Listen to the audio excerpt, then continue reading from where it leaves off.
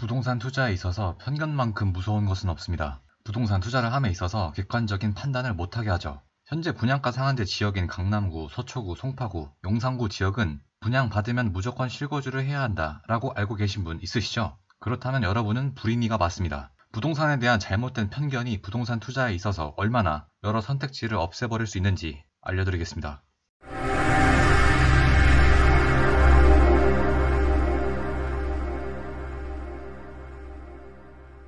안녕하세요. 온라인 건물주입니다. 이 지도는 서울 한강 이남에서도 가장 중앙에 있는 지역입니다. 이수역도 보이고 내방역, 서초역, 교대역, 강남역, 논현역, 구반포역 등이 보이네요. 이 지도에만 서울의 세 곳의 자치구를 보실 수 있습니다. 이수역, 사당역 기준으로 구분할 수 있고 논현역부터 강남역, 양재역까지 기준으로 또 구분할 수가 있습니다. 바로 제일 왼쪽이 동작구, 중앙이 서초구, 오른쪽이 강남구죠. 서초구는 정확히 양재역 기점으로 오른쪽으로 기역자 모양으로 살짝 꺾이긴 합니다. 이 7호선 이수역과 내방역 사이에 한 개의 아파트가 보이시죠? 바로 DH 방배 아파트입니다. 최근 청약이 진행되었는데 보기만 해도 부지가 꽤 넓다는 것을 알 수 있습니다. 이 아파트를 잠깐 설명드리면 위치는 서초구 방배동에 위치해 있고 세대수는 3064세대로 매우 큰 대단지이며 일반 분양 물량도 1244세대나 됩니다. 분양은 특공, 일반 다 끝났고요. 준공은 2년 뒤인 2026년 9월 예정입니다. 참고로 DH는 현대건설의 하이엔드 브랜드, 즉 최상위 브랜드입니다. 해당 단지 입주자 모집 공고를 보면 다른 단지와 다른 특이한 점이 있을 겁니다. 그 특이한 것이 바로 눈에 띄시는 분이 있을 수도 있고 아닐 수도 있는데 특이한 부분이 바로 눈에 들어오면 그래도 완전 불인이는 아닐 건데요. 바로 이 부분입니다. 분양가 상한제 지역인데 실거주 의무 기간이 없다는 것이죠. 여기서 엥? 하시는 분이 있을 겁니다. 분양가 상한제 지역에 대한 무분별한 갭투자를 막기 위해서 실거주 의무 제도가 있는 것으로 알고 계신 분들이 99%일 텐데 왜 실거주 의무가 없는 건지 의아하지 않으신가요? 이와 관련해서 어떤 뉴스를 보는데 자료 화면으로 이걸 띄우더라고요. 어디 언론사인지 밝히진 않겠습니다만 이 내용을 한번 보면 분양가와 실거주 의무 규정 관련해가지고 주변 시세의 80% 미만이면 5년, 주변 시세의 80% 이상 100% 미만이면 3년, 분양가가 주변 시세의 100% 이상이면 실거주 의무가 면제된다 라고 되어 있는데 이 자료가 반은 맞고 반은 틀립니다. 무슨 말이냐면 아까 보여드렸던 DH 방배 입주자 모집 공고입니다. 택지 유형을 잘 보시면 민간 택지라고 나와 있는데 이렇게 그냥 단순하게 실거주 의무 규정이 있는 것이 아니라 경우의 수가 있습니다. 즉 공공택지냐 민간 택지냐에 따라서 실거주 의무 기간이 또 나뉘어요. 공공택지는 쉽게 생각해서 신도시 생각하시면 되고 민간 택지는 쉽게 생각해서 재건축 재개발 지역이라고 보시면 됩니다. 분양가가 인근 지역 시세의 80% 미만이면 5년,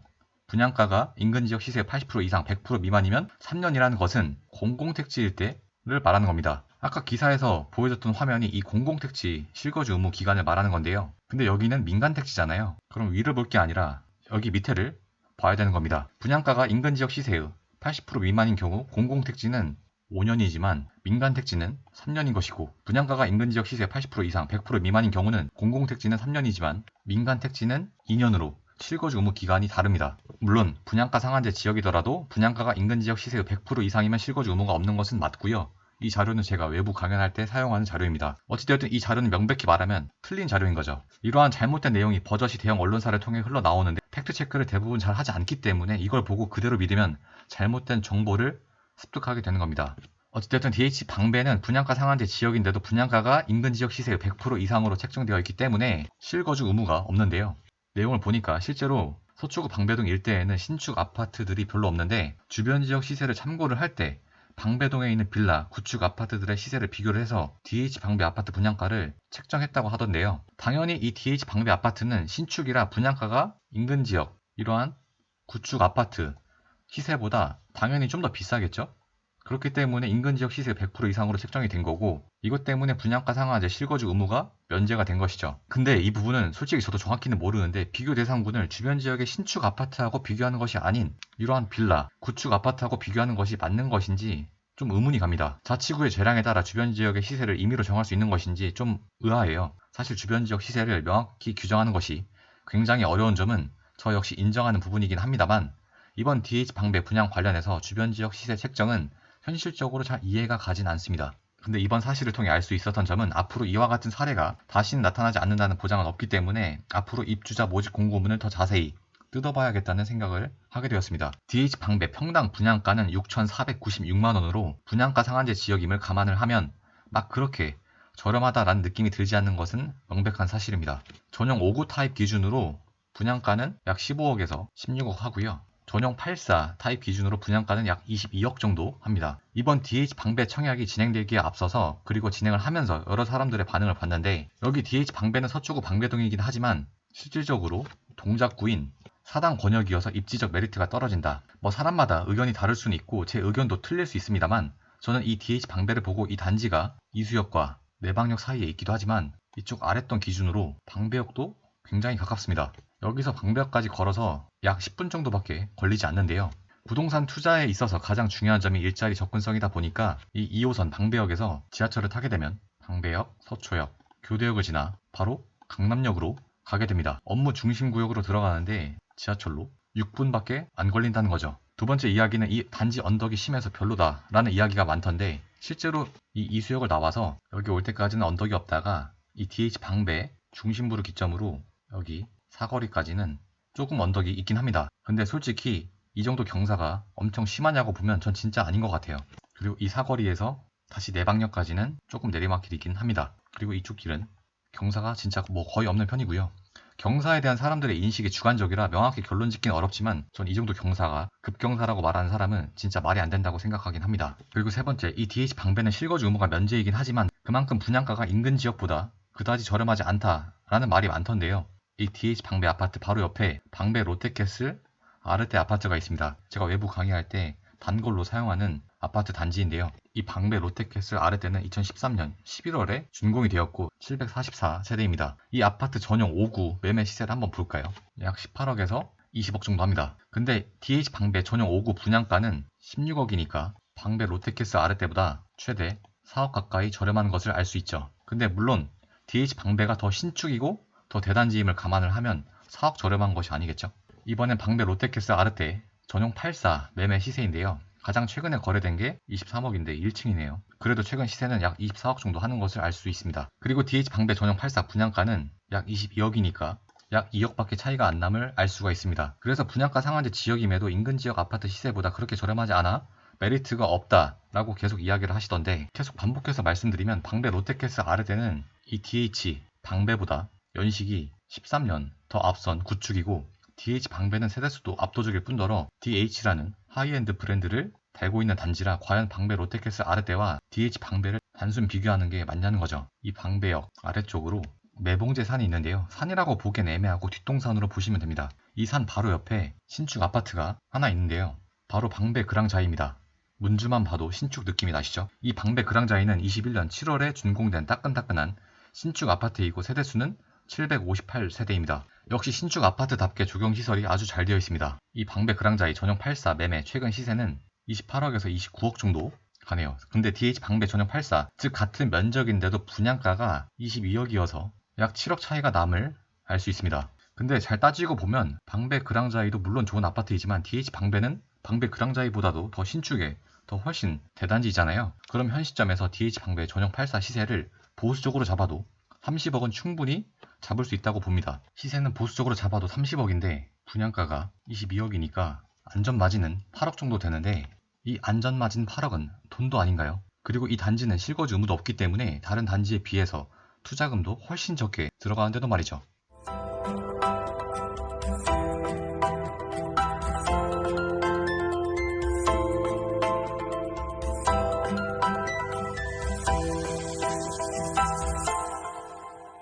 이렇게 이야기하는 사람도 있을 겁니다. 아무리 실거주 의무가 없더라도 DH 방배가 위치한 서초구는 현재 규제 지역이기 때문에 나중에 양도세를 적게 내려면 실제로 거주를 해야 돼서 메리트가 없다, 이렇게 이야기하는 분도 있던데, 물론 규제 지역인 경우 2년 거주를 해야 1가구 1주택 양도세 비과세를 받을 수 있고, 또 이 단지는 12억도 당연히 초과하는 고가주택이기 때문에 1주택자일지라도 12억 초과하는 초과분에 대해서는 양도세를 내야 되는 것은 맞긴 합니다만, 최근 상생 임대인 제도가 24년 12월에서 26년 12월까지 연장된 사실을 알고 계신가요? 상생 임대인 제도를 자세하게 설명드리면 영상이 너무 길어져서 설명은 하지 않겠습니다만, 이 상생 임대인 제도를 잘 활용한다면 규제 지역일지라도 실거주를 안 해도 양도세 비과세를 받을 수도 있고 장특공을 받기 위한 2년 거주 요건도 면제받게 됩니다. 이 규제 지역 2년 거주 요건을 면제받으려면, 즉 상생 임대인이 되려면 26년 12월까지 조건을 충족을 해야 되는데, 하지만 DH 방배는 26년 9월에 들어서기 때문에 일단 벌써 시기적으로 봤을 때도 상세 임대인 자격 요건을 갖출 요건이 아예 성립되지 않지 않냐라고 반문할 수도 있습니다. 근데 앞으로의 서울 지역 아파트 입주 물량은 시가 마른 상황이기 때문에 다시 금리가 2년 전처럼 미친 듯이 오르는 등 예외적인 경우가 아닌 이상, 즉 이와 같은 다른 외부 변수가 강하게 작용하지 않는 이상 서울 아파트 전세가의 지속적인 상승이 예상되고 있습니다. 서울 아파트 전세 가격이 66주 연속 상승하고 있는데 이러한 전세가 상승이 향후 몇 년간 지속되는 경우 정부 입장에서도 이를 억제해야 하기 때문에 2026년 가서 상생 임대인 제도를 또 2028년까지 연장할 수도 있는 거잖아요. 그럼 경우에 따라 규제 지역 아파트를 2년 거주하지 않고도 상생 임대인 제도를 잘 활용을 해서 양도세를 엄청나게 절세할 수 있게 됩니다. 세무당국이 먼저 이렇게 절세하는 겁니다 라고 알려주지 않기 때문에 이러한 정보를 아냐 모르냐에 따라 엄청난 금액을 절세를 하냐 못하냐가 결정됩니다. 얼죽신이라고 들어보셨나요? 얼어 죽어도 신축이라는 말로 그만큼 신축 아파트에 대한 선호 현상이 더 심해져 가고 있습니다. 특히나 서울은 다른 지역에 비해 노후도가 심한 아파트가 엄청 많기 때문에 신축 아파트의 가치는 훨씬 더 좋습니다. 요즘 신축 아파트를 보면 정말 조경시설이 대박입니다. 여러분도 솔직히 이러한 아파트에 살고 싶지 않나요? 아파트 단지 안에 이런 차 마실 수 있는 공간, 그리고 저렴한 가격으로 운동할 수 있는 헬스장, 심지어 필라테스까지, 이러한 파우더룸도 있고 이러한 수영장도 있고 날씨 상관없이 쾌적하게 실내 운동을 할 수 있는 실내 체육관도 있고 이러한 목욕시설, 사우나도 있는 아늑하게 쉴 수 있는 스카이 라운지 공간, 조용히 공부할 수 있는 스터디룸, 집에서 귀찮게 요리를 하지 않아도 슬리퍼 신고 나가면 바로 내 집 앞에 있는 입주민 전용 식당도 있는 이런 아파트에서 한번 살아보면 다시는 구축 아파트로 돌아가기가 어렵습니다.